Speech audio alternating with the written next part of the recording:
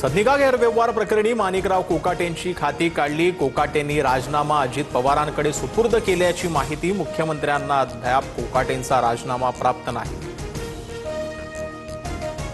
कोकाटेंची खाती काढण्याची मुख्यमंत्र्यांची शिफारस राज्यपालांकडून मान्य। कोकाटेंजवळची खाती आता अजित पवारांकडे। माणिकराव कोकाटेंना कोणत्याही क्षणी अटक होण्याची शक्यता। सदनिका गैरव्यवहार प्रकरणी कोकाटेंना 2 वर्षांची शिक्षा। उच्च रक्तदाबामुळे कोकाटे सध्या लीलावती रुग्णालयात दाखल। धनंजय मुंडेंकडून मंत्रिपदासाठी लॉबिंगची चर्चा। मुंडेंकडून दिल्लीत अमित शहांची भेट, तर भेट पूर्वनियोजित होती। परळी मतदारसंघाबाबत शहांसोबत चर्चा।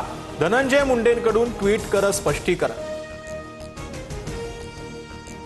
धनंजय मुंडेच हायकमांड मुंबईत दिल्लीत का आले माहित नाही। वैयक्तिक कामासाठी दिल्लीत आले असावेत। खासदार सुनील तटकरेंचा मुंडेंना टोला। संतोष देशमुख हत्या प्रकरणात वाल्मिक कराडमुळे धनंजय मुंडे अडचणीत। मंत्रिपदासाठी मुंडे भाजपात जाण्याची शक्यता। करुणा मुंडेंचा दावा।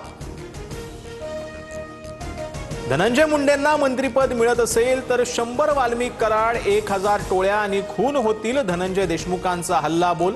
कराड गँग राज्य आश्रयात होती हे सिद्ध करताना दबाव येऊ शकतो असं पत्र कोर्टात दिलंय। देशमुखांची माहिती। संतोष देशमुख हत्या प्रकरणी आरोपी वाल्मिक कराडची जामीन याचिका फेटाळली।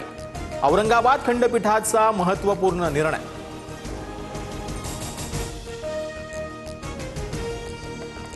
दक्षिण आफ्रिकेविरोधातील चौथा T20 सामना दाट धुक्यांमुळे रद्द।